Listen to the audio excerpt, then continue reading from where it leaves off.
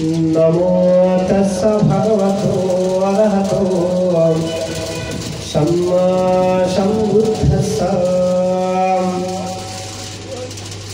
दानं ददन्तु सद्दायं शिलं रक्षन्तु सर्वदां भावना विरताहन्तो गच्छन्तो देवता गताति।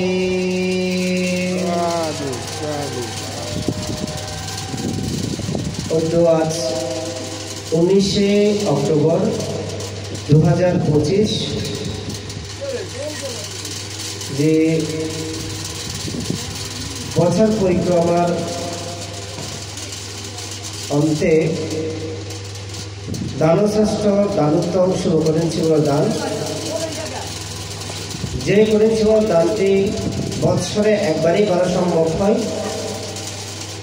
এমনই একটি করেন শিব দান উৎসবে সংবাসনে আসীন হয়েছেন যিনি অর্থ প্রতিষ্ঠানের যিনি প্রতিষ্ঠাতা এবং অধ্যক্ষ, এবং যার তিল তিল করা স্বপ্ন বাস্তবায়নের মধ্য দিয়ে এই বিহারটি সুন্দর এবং সুচারুভাবে পরিচালিত হতে যাচ্ছে। পাশাপাশি বিহারের বিভিন্ন কাঠামো এবং হাঁটি হাঁটি পা পা করে তিনি এই প্রতিষ্ঠানটি এমনভাবে রূপান্তরিত হয়েছে যে দৃষ্টিনন্দন। তিনি আজকে অনুষ্ঠানে সভাপতি আসন অঙ্কিত করেছেন। ভক্তের আসনকে প্রথমত বন্দনা সহিত সাধুবাদ জানিয়ে বন্দনা জানাচ্ছি, সাথে বন্দনা জানাচ্ছি ডক্টর তেরো মহোদয়। তারপর আপনারা যারা উপস্থিত হয়েছেন আপনাদের সকলের প্রতি আমার অনন্ত জন্য পুনরাশি সকৃতজ্ঞ চিত্তে দান করছি। এখানে যারা হয়তো অতিথিরা এসেছেন, জিতু বাবুরা তথা আমাদের আরেকজন মাস্টার বাবা জিমিত্র বড়ুয়া তথা হয়তো ওনারা আগেও এসেছেন। জিতু বাবু হয়তো আসলেও পর, নতুন আসলেও পর। আমরা প্রত্যেক বছর কিন্তু অনেক মানুষের সমাগম হয়। গত বছর এত সুন্দর আয়োজন, এত মানুষের সমাগম না হওয়ার একটাই কারণ, আজকে এখানে আরেকটা প্রোগ্রাম চলছে, নওগাঁর দিকে মনে হয় আরেকটা অনুষ্ঠান চলতেছে, যার কারণে এখানকার অনেক উপাসক উপাসিকারা সেই অনুষ্ঠানে চলে গেছে, যার কারণে হয়তো আজকে একটু জনসমাগমটা একটু কম হয়েছে। তো এটা বলা বাহুল্য এই কারণেই, কারণ এই এলাকার মধ্যেই আমি যখন বালুসামনে এসেছিলাম পরমসদ এখন দেশসহ অনেকবার এসেছিলাম, এর পরপরই তাদের যে শ্রদ্ধা, তাদের যে ভক্তি, তাদের যে একাগ্রতা, সৃজনশীলতা, চাইলে তারা অনেক কিছু করতে পারে। এখানে আমাদের যিনি পুলিশ কর্মকর্তা যিনি বলে গেছেন, আমাদের কিছু কারণে হয়তো আমরা এখনো পর্যন্ত নৃতাত্ত্বিক হিসাবে বলে আখ্যা পাচ্ছি। এই আখ্যাটা আমরা কেউ চাই না, কারণ একটা জাতি যদি সংগঠিত হতে চাই, সুন্দর হতে চাই, তাহলে শিক্ষার কোনো বিকল্প নেই। সেই শিক্ষাটা এখানে প্রতিনিয়ত চলমান রয়েছে। আমি দেখলাম তার অনন্তকে তিনি বিভিন্ন ধর্মীয় শিক্ষার পাশাপাশি তিনি অন্যান্য ভাষা, যেমন জাপানি ভাষা থেকে শুরু করে, ইংলিশ ভাষা থেকে শুরু করে বিভিন্ন ভাষা দিয়ে তাদের সন্তানরা যাতে সুপ্রতিষ্ঠিত হয় সেই প্রচেষ্টা করে যাচ্ছে। এটা আমি মনে করি একটা বড় একটি প্রাপ্তি বলে আমি মনে করি। কারণ এই যে আমাদের পুলিশ কর্মকর্তা মহাশয় যিনি বলেছেন, আমাদের দুর্গতির মূল কেন্দ্রবিন্দু হচ্ছে মাদকাসক্ত, যার কারণে বুদ্ধ ভগবান আজ থেকে 2500 বছর আগে তিনি 5টি নিয়ম বেঁধে দিয়েছেন আমাদের জন্য। বলা হচ্ছে কি, আপনি প্রাণী হত্যা করবেন না, কারণ প্রাণী হত্যা মহাপাপ। এই কারণেই মহাপাপ। বলা হচ্ছে মা যেমন তার সন্তানকে আয়ু দিয়ে, বর্ণ দিয়ে, বল দিয়ে, সুখ দিয়ে, প্রজ্ঞা দিয়ে রক্ষা করে, বুদ্ধ বলছেন আপনি সকল প্রাণীকে সেই সন্তানের ন্যায় করে আপনি তাকে কি করবেন, ভালোবাসবেন।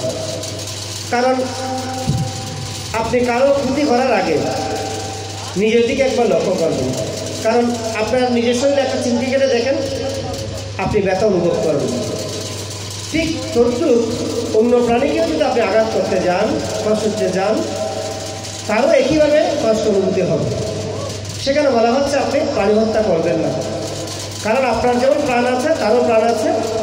আপনার যেমন ভয় আছে প্রাণে, একটা প্রাণীরও সেই ভয়টুকু রয়েছে, সেও বাঁচার জন্য চেষ্টা করে।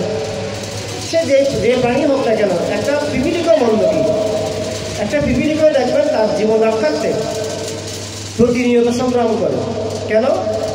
সেও বাঁচতে চায়। এই পৃথিবীতে একটা পিপিলিকাও আপনি দেখবেন, একটা যদি অন্ন আপনি ফেলে দেন বা মাছ যদি আপনি রাখেন, দেখবেন সেখানে অনেক পিপিলিকা এসে সেই অন্নটা নিয়ে যাওয়ার চেষ্টা করে, তারা নিজের জীবন রক্ষা করার জন্য। তাহলে একটা ছোট্ট একটা প্রাণী, সেও জীবনের জন্য চিন্তা করে।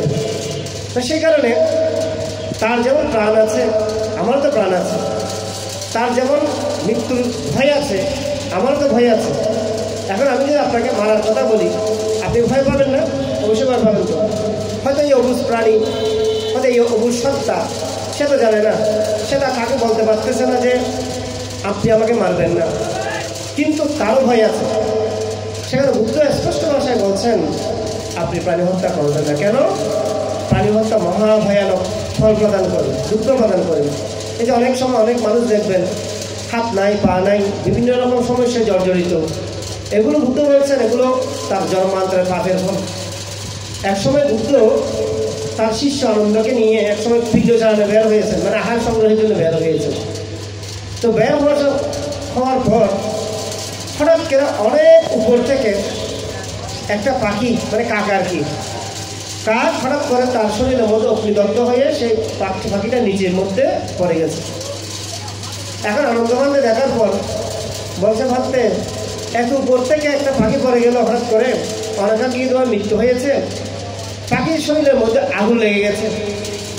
এই ঘটনাটা কেন হয়? দেখবেন আপনি এরকম অনেক ঘটনা দেখবেন আপনাদের আশেপাশে, অনেক সব অনাকাঙ্ক্ষিত কিছু কিছু ঘটনা ঘটে যায়, যেটা আপনি কোনো সময় কল্পনা করেননি। এরকম হয় না? হয়তো অনেক সময় আপনার ঘরের মধ্যে অনেক গোয়ালের মধ্যে অনেক গরু আছে, হঠাৎ করে অগ্নিদগ্ধ হয়ে পুরো ঘরের গাড়িগুলো আছে, যেগুলো বাছু আছে, সবগুলো মারা গেছে। এরকম হয় না? অনেক সময় অনেক মানুষ দেখবেন সে চাইলে বাঁচতে পারত, কিন্তু হঠাৎ করে অনাকাঙ্ক্ষিতভাবে ঘরের মধ্যে আগুন ধরে ওই মানুষের পরিবার সহ অনেকে জলে পুড়েছে, মারা গেছে। এরকম হয় না? কখন কার কোন সময় কীভাবে বিপদ আসে আসলে কি এটা বলা যায় না। হঠাৎ করে এই পাখিটা যখন, এই কাকটা যখন অগ্নিদগ্ধ হয়ে যখন মাটিতে পড়ে যায়, তখন বুদ্ধকে প্রশ্ন করলেন আনন্দ ভাবতে ভগবান, এই পাখিটা নিষ্পাপ, সে তো কোনো পাপ করে না। একটা পাখিকে পাপ করতে পারে না তো। বলছে এই পাখিটা তো পাপ করেনি, হঠাৎ করে অগ্নিদগ্ধ হয়ে পড়ে গেল কেন? তখন বুদ্ধ বলছেন এই পাখির একটা বিপাক আছে। এই পাখির কি আছে? বলা হচ্ছে আপনি কোনো কর্ম এমনি এমনি হয় না, আপনার জীবনে কোনো কর্ম এমনি এমনি আসবে না। প্রত্যেকটা কর্মের পেছনে কোনো না কোনো বন্ধন আছে।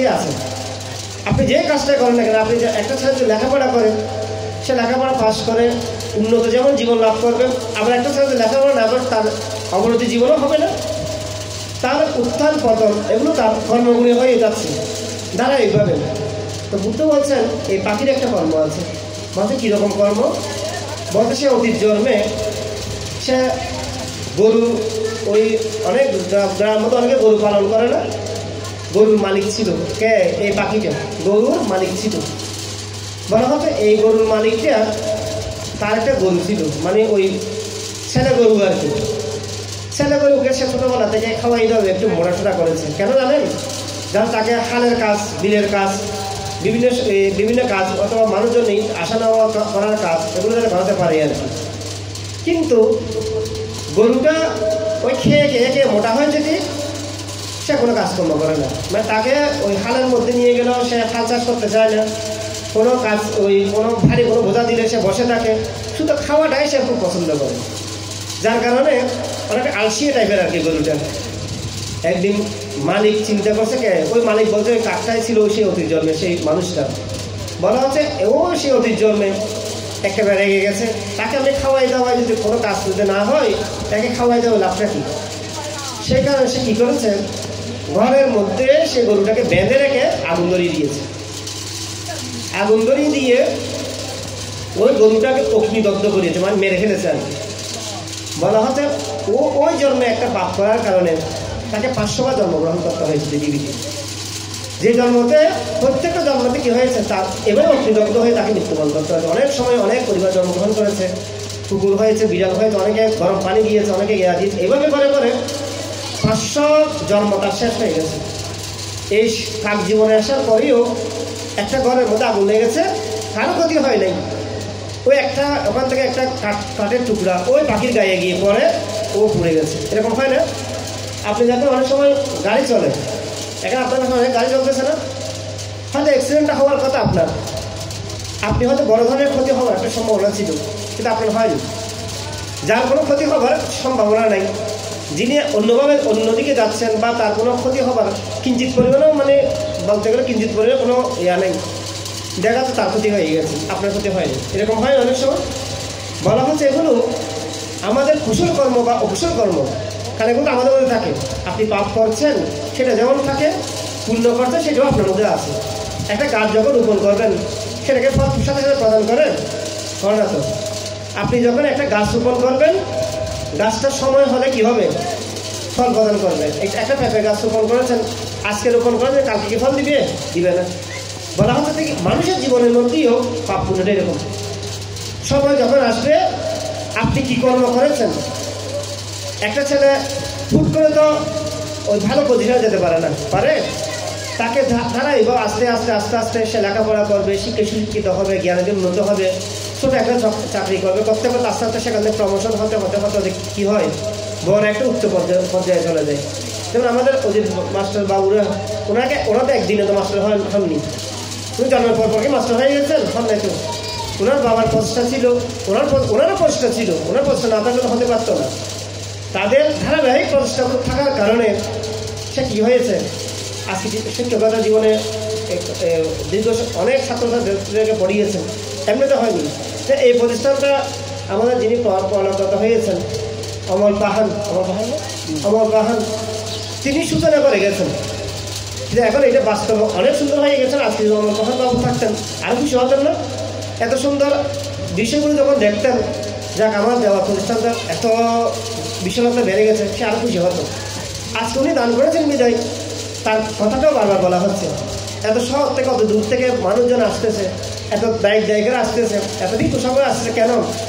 উনি যদি ওইটা দান না করতো, উনি তো ওই কর্মটা সৃষ্টি না করতো, আমরা আসতাম? আপনারা যেতেন শহরে, যেতেন না তো? তাহলে আপনাদের সাথে আমাদের সাথে কী হয়েছে? আন্তরিকতা, সৌহার্দ্যপূর্ণ ভালোবাসা, হৃদ্যতা এগুলো জন্মেছে। তো সেখানে কী হয়েছে? বুদ্ধ প্রথমে বলেছেন কি, আপনি এমন কোনো কর্ম করবেন না যে কর্ম আপনাকে কী করবে, দুঃখ প্রদান করবে। এবং আজকে ওই অমল পাহাড় তিনি এমন কর্ম সম্পাদন করেছেন, তিনি ইহুজীবনে নন্দিত হয়ে গেছেন। তার কথাটা বারবার বলা হচ্ছে না, এই প্রতিষ্ঠানে যতদিন থাকবে তার গুণকীর্তনে করা হবে। কেননা উনি একটা সূচনা করে গেছেন, বীজ ও গাছ রোপণ করে গেছেন, এখন ফল পাচ্ছে আর কি। তো সেখানে এমন কর্ম আপনি করে যাবেন যে কর্মের ফল আপনি জন্মে জন্মে ইহজীবনে তো নন্দিত হবেন, জন্মে যাতে সেটা প্রশংসা মানুষ করতে পারে। উনি না থাকলে আজকে ওনার প্রশংসা হচ্ছে, উনি শুনছে না, কিন্তু তার গুণকীর্তনটা হয়ে যাচ্ছে। তো সেখানে বুদ্ধ বলছেন আপনি এমন কর্ম সম্পাদন করুন, আপনি নিজে যেমন নন্দিত হবেন, অপরকেও কী করবেন, নন্দিত করবেন। তাহলে প্রথমে কী বলেছি, প্রাণী হত্যা করবেন না, কারণ প্রাণী হত্যা করলে কী হয়, মহাপাপ বর্ষিত হয়। ওই পাখির মতো প্রায় 500 জন্ম পরিভ্রমণ করতে হবে একবার প্রাণী হত্যা করার কারণে। এগুলো তো আমরা জানি না, আমরা তো অজ্ঞাতের সঙ্গে এগুলো করে ফেলি, প্রাণী হত্যা করে ফেলি। তো সে কারণে এরপরে বুদ্ধ আর একটা চিন্তিতে কি, আদিন্না দানা মানে অদত্ত বস্তু, যিনি চুরি বলে আর কি, চুরি বুঝেন?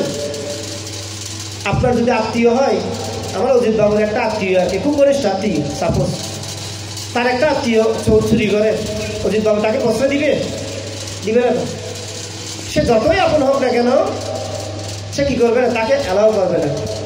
সে যদি কোনো কারণে বাইরে যায়, সে কী করবে, বলছে তুমি একটা ওই কাজে যাও, নাহলে ওই কাজে যাও, আমি একটু আসতেছি, ওইরকম বলে হলে তাকে কী করবে, ঘর থেকে কিছু সময়ের জন্য হলে বের করে রাখবে।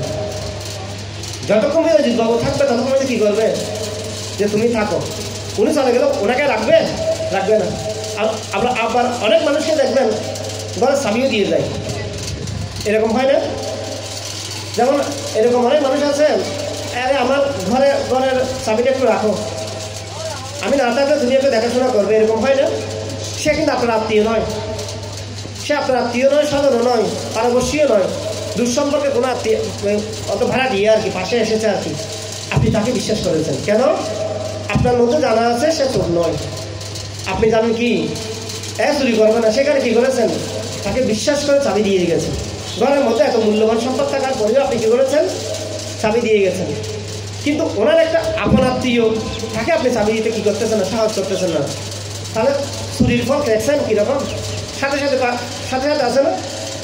আমার আত্মীয় দিতে হয়, আমার স্বজন দিতে হয়, যা ওই স্বজন যদি চুরি করে, হ্যাঁ কী করবেন? আপনি প্রশ্রয় দিবেন না, বলতে পারবেন? আপনি প্রশ্রয় দিবেন, বলতে পারবেন না। তো কারণ ওইটাকে সবাই ভয় করে। কোনো আমার ঘর দেখছেনই নিয়ে যাবে কিনা, কোনো আমার টাকা পয়সা নিয়ে যাবে কিনা, না কোনো আমার মোবাইল নিয়ে যাবে কিনা, তাহলে ভয় পায় না। স্বয়ং আত্মীয় হলেও, নিজের পরম আত্মীয় হলেও তাকে কী করে না, যারা চুরি করে তাদেরকে কেউ কী করে না, ভালোবাসে না। তো সেখানে বুদ্ধি কী বলছেন?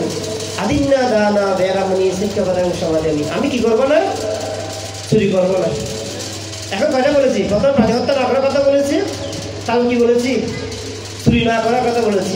একটা ঘরের কুকুর যদি, ঘরের মধ্যে পালক কুকুর যদি আপনার ভাত খেয়ে ফেলে, তাকে ভালোবাসবেন আপনি? ভালোবাসবেন না। একটা বিলাই মন্দ কি, সে যদি আপনার মানে আপনি ভালো রান্নাবান্না করেছেন, সে আপনার অজান্তে সে খেয়ে ফেলেছে, তাকে মারধর করবেন না? তার চুরির ফল সাথে সাথে পাচ্ছে না সে। এখন গ্রামের মধ্যে যদি কেউ চুরি করে, তাকে ধরে কী করবেন? পুলিশে দিয়ে দিবেন না? তাহলে মানুষ কেউ ভালোবাসে চুরি, যারা চুরি করে তাদের কেউ ভালোবাসে করে না। তো সেখানে বুঝতে বলছেন কি, আপনি প্রাণী হত্যা করবেন না, তাহলে কি করবেন না? চুরি করবেন না। তাহলে বুঝতে বলছেন কি, কাম এসব মিথ্যা সারা বেড়ানো, আমি মিথ্যা কামাচার। স্ত্রী পুত্র থাকার সত্ত্বে অনেক মানুষের বাজে অভ্যাস থাকে আর কি, বলা হচ্ছে এই কাজগুলো করবেন না। কারণ যেমন এখন যারা বিভিন্ন সময় সোশ্যাল মিডিয়াতে দেখবেন, এই বিভিন্ন সময় মেয়েরা ধর্ষিত হচ্ছে, বিভিন্ন রকম সমস্যার সম্মুখীন হচ্ছে, এদেরকে মানুষ ভালোবাসে, ভালো চোখে দেখে না তো কেন? কারণ সে অনৈতিক কাজ করেছে বিদায়। সেটা সরকারও মেনে নিবে না, রাষ্ট্র মেনে নিবে না, জাতি মেনে নিবে না। সেখানে বুদ্ধি কী বলছেন? আপনি মিথ্যা কামাশা করবেন না। এতে কি হবে? দুঃখ লুকায়িত আছে বলা হচ্ছে। এরপর বলেছে কি, মিথ্যা কথা। 4 নম্বর শিলের মধ্যে বলছে কি, আপনি মিথ্যা কথা বলবেন না। যারা মিথ্যা কথা বলে তারাও কিন্তু ভয়ানক হয়। তারা মিথ্যা কথা বলেন মানে ভালো মন্দ ওইয়ে কথা বলে আর কি, যেটা হয় নাই সেটাকে হয়েছে বলে, যেটা হয়েছে সেটা হয়নি বলে। অনেক সময় একটা মিথ্যার কারণে আপনার জীবনও যেতে পারে, এরকম হয় না? বিচার সভায় যদি মিথ্যা যদি বয়ান দেয়, মৃত্যু হতে পারে না? একজন মানুষের মৃত্যু হতে পারে। তো সেখানে বুঝতে পারছেন কি, আপনি মিথ্যা কথাও বলবেন না, কারণ মিথ্যা কথাও ভয়ানক।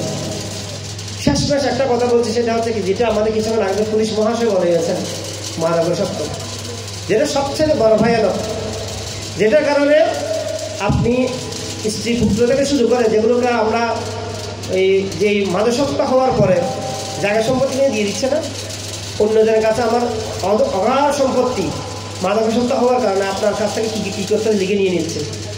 আপনি মাদকাসক্ত আছেন, আপনাকে মদ খাওয়া দিয়েছেন, আপনি মদ খেয়ে খুশি হয়ে গেছেন, কিন্তু এত করে আপনার কী হয়েছে? বিশাল বড় ক্ষতি করে ফেলেছে। সে আপনাকে দিয়ে কী করেছে? আজকে 10 টাকা, কালকে 20 টাকা, কালকে 50 টাকা, এভাবে করে আপনার নামে বিশাল একটা অঙ্ক বসিয়ে আপনার জায়গার সম্পত্তি কী করেছে? হাতিয়ে নিয়েছে। হচ্ছে না এরকম অহরহ ঘটনা না? বলা হচ্ছে রাজাও ফকির হয়েছে, রাজাও ফকির হয়েছে শুধুমাত্র মাদকাসক্তের কারণে। বুদ্ধি সমাজের একটা ছোট্ট বলা বিশ্বাস করবো, একজন রাজা তার ছেলেকে পড়াশোনা করায়নি। এখানে বারবার একটা কথা বলতে শুনেছেন, আপনার ছেলে লেখাপড়া করানো, শিক্ষায় সুশিক্ষিত করানো। যদি শিক্ষায় সুশিক্ষিত হয় তাহলে তারা ওই কাজগুলো থেকে কী করবে? বেরিয়ে আসবে। তাহলে এই সমাজটা কী হবে? আরও উন্নত বলা হচ্ছে না? সেই কারণে বুঝবে একটা রাজা ছিল, রাজা একটা ছেলে ছিল, তাকে বেশি আদর করতে আর কি। মানে রাজার ছেলে তো, রাজা বলতেছে আমার যতগুলো সম্পত্তি আছে এই সম্পত্তি আমার ছেলে তো কয়েকবার বুক করে শেষ করতে পারবে না। অনেক রকম মানুষের অনেক অগাধ সম্পত্তি থাকে না, সে যদি সব কাজে ব্যবহার না হয় তাহলে কি হয়? ধ্বংস হয়ে যায় না? তো রাজার সম্পত্তি বেশি থাকার কারণে সে চিন্তা করে যে আমার ছেলে তো এতগুলো সম্পদ শেষ করতে পারবে না, শুধু লেখাপড়া করার কী দরকার, এগুলো বুক করে চলে যাবে আর কি। এগুলো কি হবে, আরামে এসে জীবনযাপন করে চলে যাবে। কিন্তু রাজার ছেলেটাকে লেখাপড়া করায় নেই, শিক্ষা সুশিক্ষিত করা নেই, ধর্মীয় চর্চাগুলো করায় নেই, না করার কারণে কী হয়েছে, সে একেবারে ওই মানবাসক্ত হয়ে উৎপাত পাগলের মতো অর্থ বৃত্ত দল এগুলো সবগুলো কী হয়েছে, অল্প সময়ের মধ্যে সবগুলো হারিয়ে ফেলেছে। বলা হচ্ছে সে কথা বিকেলে হয়ে গেছে। একটা শাস্ত্র এটা ওই ত্রিপিটকের একটা কথা আর কি। সে অর্থ নষ্ট করতে করতে, সেটা কাহিনী একটা কথা, অর্থ নষ্ট করতে করতে সে একেবারে ফকির হয়ে গেছে। তাকে এমনকি মদ খেতে না পেরেন অনেক সময় দেখবেন অনেক বড় লোকের ছেলে মেয়েরা যখন মাদকাসক্ত হয়ে যায়, হাতের মধ্যে মোবাইল থাকলে মোবাইল বিক্রি করে ফেলে। লাখ টাকার জিনিস কী করেছে, ওই 100 টাকা 200 টাকা বিক্রি করে ফেলেছে। দেখবেন বড় বড় ধনী বংশীয় ছেলে মেয়েরা যারা মাদকাসক্ত, তারা বড় ধরনের দুর্ঘটনা করতে বেশি দ্বিধাবোধ করে না। যখন সে মাদকাসক্ত হয়ে যায়, সে আপনাকে হত্যা করতে 3 মিনিট চিন্তা করবে না, কারণ সে উন্মাদ পাগল। সে মা চিনবে না, বাবা চিনবে না, ভাই চিনবে না, বোন চিনবে না, আত্মীয় চিনবে না, স্বজন চিনবে না। সে কী করবে, মাতলামি করবে না, তার অর্থনীতিতে চলে যাচ্ছে, সে বলছে তার কোনো চিন্তা নেই। আপনি দেখবেন যারা মাদকাসক্ত থেকে দূরে আছে তাদের জীবন অনেক সুন্দর। আজকে পার্বত্য এলাকার মধ্যে এই যে অনেক পার্বত্য যারা গেয়ারা আছেন, তারা সম্পদগুলো হারিয়ে ফেলতে গেছে কেন, অগাধ সম্পদ, বিশাল বিশাল পাহাড় হারিয়ে ফেলতেছে কেন, শুধু একটিই কারণ, সেটা হচ্ছে মাদকাসক্ত। আর ওইটার কারণে তাদের সম্পদগুলো অন্য জনরা কী করেছে, লুটে পুড়ে নিয়ে যাচ্ছে, খেয়ে ফেলছে। আজকে তারা নিঃস্ব হয়ে যাচ্ছে। তো সে কারণে এমন কোনো কাজ করবেন না, আপনার পরিবারকে এই শিক্ষাটাই দেন। মদ যেটা মাদকাসক্ত, যেটাকে শুধু মদ বললে তো হবে না, মাদকাসক্তের মধ্যে অনেক কিছু আছে। যে মাদকাসক্তগুলো হওয়ার পর জ্ঞান শূন্য হয়ে যায়, এমন কাজ থেকে তাদেরকে কী করবেন, দূরে সরিয়ে আনার চেষ্টা করবেন। তাদেরকে আত্মসংযম, আত্মনির্ভরশীলতা হওয়ার জন্য আপনারা তাদেরকে অনুপ্রেরণা যোগান, তাদের কর্মস্থল গড়ে তুলুন। এগুলো যতই করবেন আপনি উন্নত হবেন, আপনার সন্তান উন্নত হবে। এখন আপনি যদি মাদকাসক্ত থাকেন, আপনার ছেলেও কি শিখবে, মদ দাদেগুলি শিখবে, যার অন্য কিছু শিখবে না তো। আপনি যদি মূর্খ হন, আপনার ছেলেকে মূর্খ বানাবেন। আপনি যদি শিক্ষিত হন, আপনার ছেলেকে আপনি কী করতে পারবেন, শিক্ষিত করার চেষ্টা করবেন। আমি তো শিক্ষিত হয়েছি, আমার ছেলেকে শিক্ষিত করাবো। যেমন আমাদের মাস্টার বাবু, তিনি নিজে শিক্ষিত হয়েছেন, এত সীমাবদ্ধ নেই, তার মেয়েকেও আবার লেখাপড়া করিয়েছেন, শিক্ষিত করেছেন, তাহলে উন্নত হয়ে ফলো না জীবন। আজকে সে ঢাকায় গিয়ে পড়াশোনা করতেছে, আজকে আমাদের গৌরবের বিষয় না। এখন আপনার ছেলে মেয়ে যেমন আজকে আমাদের অজিত আমল পাহাড়, ওনার মেয়েরা এই যে চন্দনাশ বাদল গাছ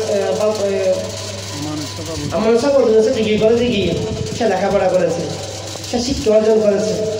তাকে কেউ বাঁচাতে পারবে, তাকে কেউ আটকিয়ে রাখতে পারবে? যে মানুষের শিক্ষা থাকবে এই পৃথিবীতে, তাকে কেউ সব রাখতে পারবে না। যে একটা জাতিকে নষ্ট করার উদ্দেশ্য হচ্ছে, একটা জাতিকে তখনই আপনি নষ্ট করতে পারবেন, তাকে ধ্বংস করে দিতে পারবেন, যদি তার কাছ থেকে আপনি শিক্ষাটা যদি আপনি কেড়ে নেন। যদি শিক্ষাটা যদি আপনি কেড়ে নেন, সে জাতিটাকে নষ্ট করার বেশি দিন সময় লাগবে না। আপনার জীবনে যদি শিক্ষা যদি না থাকে, আপনাকে যে কেউ ঠকিয়ে চলে যাবে, যে কেউ আপনাকে জুলুম করে চলে যাবে, যে কেউ আপনার প্রতি অত্যাচার করে চলে যাবে।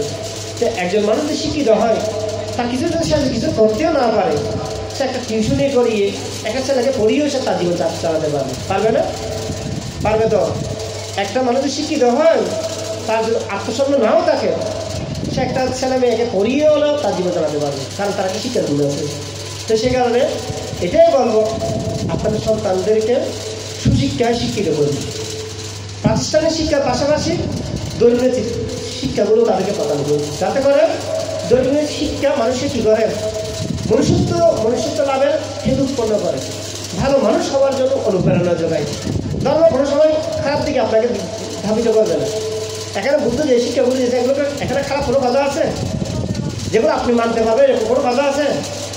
আজকে কিনা বলেন না, আপনি যদি মাদকাসক্ত হন, আমার কী হবে, আমার কী যায় আসে যায়, আমি আসলাম বলে চলে গেলাম, আমার কী হবে, আপনারা কী হবে? কিন্তু ক্ষতিটা আপনার হয়ে যাচ্ছে। আমার কথা শুনে যদি আপনি একটুখানি সতর্ক হন, তাহলে সেটাই আপনার উপকার আসবে। আমার বলাটা সার্থক হবে তখনই যদি আপনি সেই বিষয়টা মেনে চলেন, আপনি সেই কথাগুলো আপনি মেনে চলেন। এখন দেখুন অনেকে আছেন অনেক দূরে দূরে চলে যাচ্ছে। আপনাদের অনেক আদিবাসী সাথে আমার দেখা, মানে এই উত্তরবঙ্গের মানুষদের সাথে সরকারি ভিজিটে দেখা হয়, তারা চাকরি করে আর কি। মানে প্রিন্সিপাল দাঁড়িয়ে 2জন ছেলে গেছে, মানে প্রিন্সিপাল দাঁড়িয়ে অনেককে দেখি তারা চাকরি করতেছে, তারা ওই লেখাপড়ার পাশাপাশি তারা সেখানে বিভিন্ন ইন্ডাস্ট্রিতে চাকরি করতেছে। চাইলে এটা শোনার একটা ফসল এখানে অনেক, আমি জানি এখানে সকলের কিন্তু মোটামুটি সকলের অর্থবিত্ত দিকে না হলেও পর সকলের কিছু জায়গা জমিন আছে, আমি জানি আছে না, কম বেশি আছে। তো সেগুলোকে কিন্তু যদি আপনি আপনার আত্মনির্ভরশীল কাজে যদি ব্যবহার করতে পারেন, আপনারা কোনো নিম্ন দিকে আসবেন না। কারণ এখানকার যত সমস্ত ফল ফুট থেকে শুরু করে সবগুলো যায় কোথায়, চট্টগ্রামে, ঢাকায় ওদিকে চলে যায়। কারণ আপনারা কোথায় কোথায় নিচে আছেন বলেন তো? আপনাদের যত ফল ফুল, যত ফলমূল যেগুলো আছে সবগুলো তো করে চট্টগ্রামে, ঢাকায় চলে যায়। তাহলে সেই দিকে চিন্তা করে এটা উন্নত ভূমি না, উন্নত জায়গা না। এই উন্নত জায়গার মধ্যে উন্নত ফলন আপনারা ফলান, নিজের নির্ভরশীল হন। আত্মনির্ভরশীল হলে আপনাকে কেউ, কোনো জাতি, কোনো সত্তা, কোনো ব্যক্তি আপনাকে কী করতে পারবে না, ধাক্কা দিতে পারবে না, আপনাকে ফেলে দিতে পারবে না। আপনি নিজেও শিক্ষিত হন, সাথে সাথে আপনার সন্তানদেরকে শিক্ষায় অনুপ্রেরণা যোগান। এখানে হয়তো আমাদের মনোযোগী, আমি কিছুক্ষণ আগে বলেছি, সে ছেলে মেয়েদেরকে প্রাতিষ্ঠানিক শিক্ষা, ভাষাধর্মীয় শিক্ষা দেওয়ার চেষ্টা করতেছে। আপনারা তাদের ছেলে মেয়েদেরকে পাঠান। সে তো চাইবে না আপনাদের ছেলে মেয়েরা ক্ষতি হোক, সেটা তো চাইবে না, চাইবে না তো। সে চাচ্ছে প্রতিষ্ঠান যখন হয়েছে, বর্তমান তার কী দরকার, এত দূর থেকে এসে এখানে প্রতিষ্ঠান করার কী দরকার। তিনিও চাই আপনার উন্নত হন, আপনারা সুশিক্ষিত হন। উনি থাকলেও কি না থাকলেও, না আসলেও কি, উনি তো দীর্ঘ সময় শিক্ষকতা করেছেন। তিনি দীর্ঘ সময় শিক্ষকতা করতে গিয়ে তিনি বুঝতে পেরেছেন শিক্ষা ব্যতীত তার কোনো বিকল্প নেই। সে কারণে তিনি সেই শিক্ষাটাকে বিভিন্ন জায়গায় ছড়িয়ে দিয়েছেন। সেখানে না, এই যে ইপিজেড থেকে শুরু করে, ফেনী থেকে শুরু করে, উত্তরবঙ্গ থেকে শুরু করে, বান্দরবান থেকে শুরু করে, মধ্যঞ্জয় থেকে অনেক জায়গায় তার প্রতিষ্ঠান করেছে। কেন করেছে? যাতে করে আমরা যারা আছি, যারা আমরা এখনও অবধি নিচে পড়ে আছি, আমাদের বলতে নাই বললেই চলে, হাতে গোনা মানুষ। আমরা যাতে পিছনে না থাকলে, আমরা অল্প থাকলেও আমরা যাতে মাথা উঁচু করে যাতে আমরা বসবাস করতে পারি এই দেশের মধ্যে, আমাদেরকে যাতে কেউ ধাক্কা দিতে না পারে, আমরা যাতে কেউ যাতে ফেলে দিতে না পারে, ওই কাজটাই তিনি করে যাচ্ছেন আপনাদেরকে সামনের দিকে অগ্রসর করার জন্য। আজকে এখানে বলা হচ্ছে এই যে পাহাড়পুর বিশ্ব বৌদ্ধ বিহার, এখানে আজকে একসময় হাজার হাজার ছেলেমেয়েরা পড়াশোনা করেছে। তাহলে এই অতীতগুলো, এই বিষয়গুলো কালে বিদ্যুৎ ধ্বংস হয়ে গেছে। কিন্তু এগুলোকে আপনি বুঝতে পেরেছেন? পারেন নাকি? পাহাড়পুরকে আপনি মুছে ফেলতে পেরেছেন? পারেননি। কেন? এগুলো ইতিহাসের সাক্ষী স্বরূপ দাঁড়িয়ে আছে। এটাই আমাদেরকে প্রমাণ করিয়ে দেয় এই এলাকার মধ্যে আমরা একসময় এই জায়গার মধ্যে আমরা কী করেছি, শিক্ষা লাভ করেছি। আমাদের আচার্যগণ আমাদেরকে শিক্ষা দিয়েছেন, ধর্মীয় শিক্ষা দিয়েছেন, প্রাতিষ্ঠানিক শিক্ষা দিয়েছেন। আজকে এটা ইতিহাস সাক্ষী না। কুমিল্লা ময়নামতিতে একটা আছে বিশাল বিশ্ববিদ্যালয়, এখানে একটা আছে আপনাদের পাহাড়পুর বিশ্ববিদ্যালয়। এগুলোই আপনাদেরকে জানা দিচ্ছে এখানে আগেও শিক্ষার প্রাণকেন্দ্র ছিল। আপনারা পিছিয়ে পড়া এই গোষ্ঠী নয়, আপনারা আগে থেকেই উন্নত গোষ্ঠী। সময়ের বিবর্তন আপনারা পিছিয়ে পড়ে গেছেন, কারণ ওইদিকে জানলেন যে সে সংস্কৃতিগুলো আপনারা রক্ষা করেননি, কিন্তু আজকে আপনারা পিছনে পড়ে গেছেন। আজকে অন্যদের কাছ থেকে আপনাদেরকে সেগুলো সে কথাগুলো শুনতে হচ্ছে। কেন শুনতে হবে? আপনারা তো তাদের কাছে শোনার কথা না, এটা তো আপনাদের জন্মগতভাবেই আপনাদের মধ্যে আছে। এই গ্রামে, এই এলাকায়, এই ডিস্ট্রিক্টে এটা জন্মগতভাবেই আছে। তাহলে আপনি অন্যজনের কাছ থেকে না আমরা শুনতে হবে। এই বিষয়গুলো আমরা জানি না জানার কারণে আজকে আমাদের এই অবস্থা, এই দুর্গতি। সেটা আমি কথা বিলম্ব করবো না। আজকে আপনারা এখানে হয়তো গত বছর যেভাবে দেখেছি একেবারে অনেক মানুষের সমাগম, এখানে আজকে 2টা প্রোগ্রাম থাকার কারণে হয়তো মানুষের একটু সমাগম কম হলেও কম। একজন সাথে বুঝতে একজন সারা পৃথিবীর মধ্যে 3 ধর্ম প্রচার করেছেন। আপনি একজন যদি শিক্ষিত হন, আপনারা হাজারো সন্তানদেরকে শিক্ষা দিতে পারবেন। তাহলে পারবেন না? পারবেন তো। সেই কারণে ধর্মীয় চর্চা করুন, প্রাতিষ্ঠানিক শিক্ষার পাশাপাশি ধর্মীয় সংস্কৃতি, ধর্মীয় কালচার, ধর্মীয় সৃষ্টি এগুলোকে মেনে চলে সামনের দিকে অগ্রসর হন। এই কামনা বাসনা রেখে ত্রিলোক পূজ্য মহাকায় সেবক সম্বন্ধিত অবশ্যই বন্দনা জানিয়ে উপস্থিত মোদী গুরুদেব পরমপতি বড়ভান্তের প্রতি বন্দনা জানাচ্ছি। এবং আমাদের উপাসক চট্টগ্রাম বিদেশ থেকে আসা বাবু জিতু বড়ুয়া, তিনি কিছুক্ষণ আগে বলেছেন এই যে ফ্লোরের টাইলসগুলো তিনি দান করবেন, এটা একটা বড় কথা। তা আমরা চেষ্টা করি আপনাদের এগুলো আমরা নিয়ে যাবো না, পরমভান্তে নিয়ে যাবে না তো, এটা আপনাদের জন্য করে যাচ্ছে। এটা আপনার পরম্পরা, আপনার ধর্ম করবেন, অনুশীলন করবেন, শিক্ষা দিবেন, সেখানে করে যাচ্ছে। আর ওনারা এসে ওনাদের ছাত্রটা কি এত দূর থেকে এসে এখানে এত টাকা দিয়ে যাচ্ছে, তাদের স্বার্থটা কি? তারাই চাচ্ছে কি আপনারা আরও ভালো দিকে ভালোভাবে থাকেন, আরও সুন্দরভাবে জীবনযাপন করেন। সেখানে আজকে বাবু জিতু বড়ুয়াকেও আমি আশীর্বাদ প্রদান করছি।